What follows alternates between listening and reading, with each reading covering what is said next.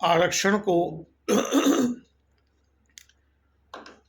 Objective और subjective दृष्टि से देखा जाता है। आरक्षण एक मौलिक अधिकार है। अब तो मौलिक अधिकार है प्रथम संविधान संशोधन के बाद।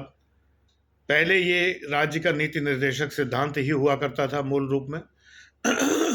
ये तो है ऑब्जेक्टिव फैक्ट। लेकिन सब्जेक्टिव फैक्ट ये है कि आरक्षण पर दो विचारधाराएं हैं। तीसरी तो बहुत थोड़ी सी है। जिन्हें कोई मतलब नहीं है आरक्षण से, जिन्हें सरकारी नौकरी करनी नहीं है, वो एक अलग बात है। लेकिन जिन्हें सरकारी नौकरी की चाह है, उनमें आरक्षित और अनारक्षित दो वर्ग हैं। एक वर्ग है जिसे आरक्षण मिलता है, वो आरक्षण का सपोर्टर है, और एक वर्ग है जिसे आरक्षण नहीं मिलता है, वो आरक्षण का विरोधी है। मैं सभी से ये कहता हूँ कि यूपीएससी के लिए, पीसीएस के लिए आपको आरक्षण पर वही थॉट डेवलप करना चाहिए जो सरकारी नीति है, यानी सपोर्ट करना चाहिए, चाहे आप भले ही अनारक्षित वर्ग के हों। मैं आनंद डिवाइन चैनल पर ये वीडियो क्यों डाल रहा हूँ? ये तो हम आनंद आईएएस पर डाल सकते थे, लेकिन आनंद डिवाइन पर P2 बैच के लिए ये वीडियो मैं डाल रहा हूँ इसलिए कि आरक्षण पर एक जनरल, एक आम विचार, भले ही आप आईएएस पीसीएस एस्पिरेंट ना हो, लेकिन आप अगर एक बार सोचें तो आपको लगेगा कि आरक्षण शायद ज़रूरी है, अभी भी ज़रूरी है। सोचिए ज़रा। एक्चुअली आरक्षण इसलिए दिया जाता है कि समाज में कुछ वर्ग, कुछ जातियां इस प्रकार की हैं जो दमित रही हैं, जिनको दबाया गया है, क्रश किया गया है, डाउन ट्रोडन रही हैं। उन जातियों के लोगों को पढ़ने लिखने की सुविधाएं नहीं मिल पाई, और ये ध्रुव सत्य है, इसमें कोई भी दो राय नहीं है। यदि आप चतुर्थ वर्ण शूद्र कहना मुझे अच्छा नहीं लगता, अपमानजनक लगता है, तो यदि आप चतुर्थ वर्ण का इतिहास पढ़ें, कई पुस्तकें हैं। जब मैं अपने कमरे में वीडियो बनाता हूँ स्टूडियो में, तो मेरे ठीक पीछे पुस्तक रखी हुई है। तो अगर आप देखें तो उस तरह की पुस्तकें आप पढ़ें तो आपको पता चलेगा कि कितना अत्याचार हुआ है। ऐसे में पढ़ने लिखने की कोई कैसे सोच सकता था? जब एक विशेष जाति को आरक्षण मिलता है तो आपको कुछ सोचना चाहिए। पहली बात तो यह है कि आरक्षण जातियों को मिलता है क्योंकि जातियां भारत में चिन्हित की जा सकती हैं, अन्य देशों में जातियां नहीं हैं लगभग। तो वर्ग जैसी चीज़ों को आरक्षण नहीं मिल सकता क्योंकि वर्ग तो बदले जा सकते हैं। हालांकि अभी रिसेंटली एक वर्ग को भी आरक्षण दिया गया है, ईडब्ल्यूएस को, इकोनॉमिकली वीकर सेक्शन को, लेकिन आय तो बढ़ सकती है, घट सकती है, फिर भी दे दिया गया है। ये बात अलग है कि उसको चैलेंज नहीं किया है किसी ने, क्योंकि अगर कोई चैलेंज करे तो संभवतः सुप्रीम कोर्ट से उड़ जाएगा। ये मैं बात अभी भी कह रहा हूँ, क्योंकि वेरिएबल बेस पर आरक्षण नहीं दिया जा सकता। आरक्षण स्टेबल बेस पे दिया जाता है, जाति परिवर्तन नहीं होता, धर्म परिवर्तन हो सकता है, इसीलिए धर्म के आधार पर आरक्षण नहीं मिल सकता। धर्म परिवर्तन हो सकता है, आर्थिक स्थिति का परिवर्तन हो सकता है, आदमी ज़्यादा कमाने लगे, ईडब्ल्यूएस से ऊपर उठ जाए, ये भी बात तो है ना। तो इसलिए जो है हमें ये ध्यान रखना चाहिए कि आरक्षण जो है जाति के आधार पर ही मिलता है।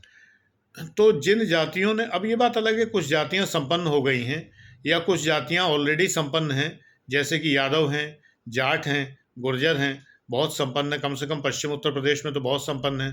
इनको हम किसी भी तरह से डाउन ट्रोडन नहीं कह सकते, लेकिन फिर भी पढ़ने लिखने की संस्कृति किन्हीं किन्हीं जातियों में कम होती है, किन्हीं में ज़्यादा होती है। इस आधार पर संभवतः आरक्षण दिया जाता है। सरकार का पक्ष ये है ना। और आईएएस पीसीएस एस्पिरेंट को सरकार का पक्ष ही सोचना है, अपना पक्ष नहीं सोचना है। इसलिए कोई बहस में आमंत्रित नहीं कर रहा। ये P2 बैच के लिए वीडियो है, ये विशेष करके, जो कि बाकायदा 2900 रुपये एक नॉमिनल फीस पर एक सब्सक्रिप्शन लगाया गया था। 1100 रुपये लगाया गया था, सभी ने 1100 पर ही लिया है। 2900 रुपये तो बाद में फ़ीस थी, जिस पर एक भी एडमिशन नहीं हुआ था। तो फिलहाल ये ओपन कर दिया गया है, ये देखते हुए कि इन वीडियोस की आवश्यकता सभी को है, तो ये बिल्कुल फ्री चैनल पर ओपन कर दिए गए हैं वीडियोस। तो P2 बैच वाले भी देखें और कमेंट भी करें, और अच्छे कमेंट्स करें। लड़ने के लिए, शास्त्रार्थ के लिए, बहस के लिए कमेंट्स आमंत्रित नहीं हैं। और जो लोग ऐसा करेंगे उनको तुरंत ब्लॉक कर दिया जाएगा। यहाँ मुझे सिर्फ अपने शिष्य चाहिए जो मेरी बात मानते हैं, मुझ में आस्था रखते हैं, मुझसे सहमत होते हैं। मुझसे असहमत लोग, मेरा नमस्कार है, आप जाएं। इस चैनल की आपको ज़रूरत नहीं है अगर आप असहमत हैं तो। दूसरे चैनल देखिए, क्या दिक्कत क्या है उसमें। यहाँ पड़े रहने के लिए किसने कहा है कि आप पड़े रहिए यहाँ पर।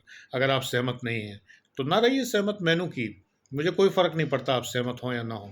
मैं उस स्टेज पर हूँ कि आपकी सहमति ही मुझे वांछनीय है, असहमति मुझे मंजूर नहीं है। बहुत सीधी सी बात ये। तो जो दमित जातियां रही हैं, जो सताई हुई जातियां हैं, इनको कितना सताया गया है। इनके बच्चों को, बच्चियों को देवदासियां ज़बरदस्ती पकड़ पकड़ के बना दिया गया है। और वर्णों ने, कुछ वर्णों ने इन पर अत्याचार किए हैं, इतने भयानक अत्याचार किए हैं। वर्ण व्यवस्था में ब्राह्मण, क्षत्रिय, वैश्य, शूद्र 4 वर्ण रहे। तो इसमें जो चौथा वर्ण है, इस पर बाकी 3 वर्णों ने, और 3 में से भी ऊपर के दोनों वर्णों ने, ब्राह्मण और क्षत्रियों ने, बेहद अत्याचार किए। इन अत्याचारों की सुनने के बाद रोंगटे खड़े हो जाते हैं। आज भी बहुत से गांवों में जब कभी चतुर्थ वर्ण की जाति के किसी व्यक्ति की बारात निकलती है तो दबंग क्षत्रिय या ब्राह्मण उसकी बारात नहीं निकलने देते, घोड़ी पे नहीं चढ़ने देते, क्योंकि ये अधिकार मानते हैं वो कि उन्हीं का है। आज तक ये स्थिति है। ये सोचिए कि इस बराबरी के ज़माने में संविधान का अनुच्छेद 14, 15, 16 तीनों का पालन ये नहीं करते हैं, और ना करके संविधान को एक तरह से अपमान करते हैं। और ये तो ज़रा सी ऊपरी ऊपरी बातें हैं। अंदरूनी बातें अगर आप पढ़ेंगे तो रोंगटे खड़े हो जाएंगे। अगर आप दमन और सप्रेशन की अगर घटनाएं और किस्से सुनेंगे तो ये समझ लीजिए कि बस। एम.एन. श्रीनिवास ने यजमानी प्रथा, जिसको जजमानी कहा उन्होंने, जजमानी प्रथा के ऊपर बहुत सारी बातें बताई हैं। उन्होंने संस्कृताइजेशन एक शब्द दिया है। संस्कृताइजेशन का मतलब होता है कि जब निम्न वर्ण का कोई व्यक्ति उच्च वर्ण के व्यक्ति जैसा रहन सहन, पहनावा पहनता है। पहले उन्होंने उसको ब्राह्मणाइजेशन कहा था, क्योंकि ज़्यादातर लोग ब्राह्मणों की तरह रहना चाहते थे। लेकिन फिर जब देखा कि ब्राह्मणों की तरह रहना आसान नहीं है, ब्राह्मण बनना आसान नहीं है, बहुत सारे जो बढ़ई कास्ट के लोग थे, कारपेंटर बढ़ई कास्ट के लोग थे, वो ब्राह्मण बन गए। एम.एन. श्रीनिवास का अध्ययन है 1901, 1911, 1921, 1931 वगैरह की जनगणनाओं का स्टडी उन्होंने किया। और उस स्टडी के बाद उन्होंने देखा कि जिन परिवारों ने स्वयं को पहले बढ़ई बताया था, वो 1931 तक आते आते अपने को ब्राह्मण कहने लगे। ऐसे ब्राह्मण कहने लगे जो पुरोहित नहीं थे, क्योंकि पुरोहित बनने में कुछ लगता है, यानी कि मंत्र आने चाहिए, संस्कृत आनी चाहिए, वो उन्हें आती नहीं थी। अभी भी पश्चिम उत्तर प्रदेश में बहुत सारे शर्मा ब्राह्मण, उनका ओरिजिन बढ़ई कास्ट में बताया जाता है। ये एम.एन. श्रीनिवास कह रहे हैं, मैं नहीं कह रहा। दीपांकर गुप्ता की एक पुस्तक है इंटेरोगेटिंग कास्ट, उसको आप पढ़िए तो होश खड़े हो जाएंगे एकदम से। आपको जातियों के बारे में वो बातें पता लगेंगी जो आपने सोची भी नहीं होंगी। मैं कहूँगा तो बवाल खड़ा हो जाएगा, इसलिए आप स्वयं पढ़ लें। और दीपांकर गुप्ता एक जाने माने सोशलॉजिस्ट हैं, उसको आप पढ़िए। दीपांकर गुप्ता की पुस्तक है, और कई पुस्तकों में उस पुस्तक का जिक्र भी है, जैसे कि C.N. शंकर राव की सोशलॉजी, इंडिया की सोशलॉजी, इंडियन सोशलॉजी, उसके अंदर भी उसका जिक्र किया गया है। आंद्रे बेताई पढ़िए, G.S. घोरिये पढ़िए, ये सब पुस्तकें आप पढ़िए, तब आपको पता चलेगा कि असलियत है क्या जातियों की। तो जब आप ये पढ़ेंगे तो आपको लगेगा कितना सताया गया है, कितना अधिक सताया गया है जातियों को, निम्न जातियों को, जिसकी कोई सीमा नहीं। अपमानित किया गया, पहले नहीं होता था। जजमानी प्रथा जो थी उसमें अपमान नहीं था। जजमानी प्रथा के अंदर बड़ा ही समरसता थी, सौहार्द था, लोग मिलजुल कर रहते थे। जो ब्राह्मण और क्षत्रिय थे वो चतुर्थ वर्ण के लोगों को या वैश्य वर्ण के तमाम लोगों को अपने साथ मिला के रखते थे। उनके व्यवसाय बटे हुए थे, वो लोग उनके यहाँ काम करते थे या बेचने आते थे सामान, और उनका सम्मान होता था। उन्हें पारिवारिक रिश्तों से, जैसे कि बुआ, भाभी इत्यादि स्त्रियों को, और उन लोगों को जो है वो चाचा, ताऊ या भैया या टाइप के रिश्तों से भी पुकारा जाता था, यानी जो निम्न वर्ण के लोग थे, और उनके अंदर सौहार्द था। ऐसा एम.एन. श्रीनिवास की पुस्तक में लिखा हुआ है, उनका ऑब्जर्वेशन है। और मैसूर का रामपुरा गांव का उन्होंने बहुत विस्तार से अध्ययन भी किया है, और ये सारे उन्होंने ऑब्जर्वेशंस दिए। लेकिन कालांतर में क्या हुआ कि अपमान में बदल गया। जाति का नाम भी अपमान में बदल गया। यानी कुछ जातियां तो ऐसी थीं जैसे स्वच्छकार या चर्मकार, इन जातियों के नाम तो गाली के तौर पर प्रयोग किए जाने लगे। तो मैं लूँगा नहीं, वो नाम अच्छा नहीं लगता, क्योंकि आजकल वो नाम गाली की तरह लिए जाते हैं। तो मैं हिंट के तौर पर कह रहा हूँ कि स्वच्छकार यानी स्वच्छता कर्मी, और चर्मकार यानी कि जो चमड़े का काम करने वाले, इन जातियों के नामों को गाली के तौर पर लिया जाने लगा। इनके लोगों को मारा पीटा जाता था, सताया जाता था। डॉक्टर अंबेडकर की पुस्तकें पढ़िए आप एक बार, तब आपको हॉरिफाइंग एक्सपीरियंस पता लगेगा। उन सवर्णों को जो आरक्षण को बुरा मानते हैं, तब उन्हें पता चलेगा कि आरक्षण देकर तो कुछ भी नहीं दिया गया, बहुत कुछ दिया जाना चाहिए था, सम्मान दिया जाना चाहिए था। अपमान का बदला सम्मान होता है। अपमान इतना मिला है कि अगर हम स्वच्छकारों का या चर्मकारों का या उन लोगों का, आजकल चर्मकार तो बहुत पैसे वाले हो गए हैं लोग कहते हैं, और वो बिल्कुल ये मानने को तैयार नहीं कि वो दलित हैं, लेकिन चलो वो एक अलग किस्सा है, अलग कहानी है। लेकिन अतीत जिनका इतना सताया हुआ हो, अगर हम उनको सम्मान दें, अगर आज भी वो वही कार्य कर रहे हैं जो लोग आज भी इस तरह का निम्न कार्य कर रहे हैं, सफाई का या इस तरह के जो छोटे छोटे काम कर रहे हैं, जिसमें उनकी हैसियत बहुत छोटी सी है, तो उनको अगर हम सम्मान दें, प्यार से अगर हम पेश आएँ, अगर उनको हम थोड़ा इज्जत से पेश आएँ, तो हम कम से कम उस अपमान का जो हमारे पूर्वजों ने उनका किया है, सवर्णों के पूर्वजों ने दलितों के पूर्वजों का जो अपमान किया है, उस अपमान का एक छोटा सा बदला उनको दे सकते हैं कि भाई अब हम तुम्हें बहुत प्यार करते हैं, और वो अपमान के लिए हम थोड़े से शर्मिंदा हैं इस बात के लिए। इसलिए मेरे यहाँ एक नियम है, जितने कर्मकार हैं उनको चाय नाश्ता बराबर दिया जाता है, और कोई भेदभाव नहीं किया जाता। जो हम खाते हैं वही खिलाया जाता है। अगर हम जो है 150 रुपये किलो का चावल खाएंगे, तो उनको भी वही चावल खिलाया जाएगा, वही, कोई अंतर नहीं। ये नहीं कि उनके लिए सेला और वो जो है कटवा चावल और वो सब जो है, बिल्कुल सेम चीज़। जो जो पकवान बनते हैं किचन में, पत्नी कई बार अपने हाथ से गर्म पूड़ी सब्जी बनाकर उनको खिलाती हैं सभी को। सभी लोग हमारे यहाँ खाते हैं, और उनको चाय दी जाती है, नाश्ता दिया जाता है।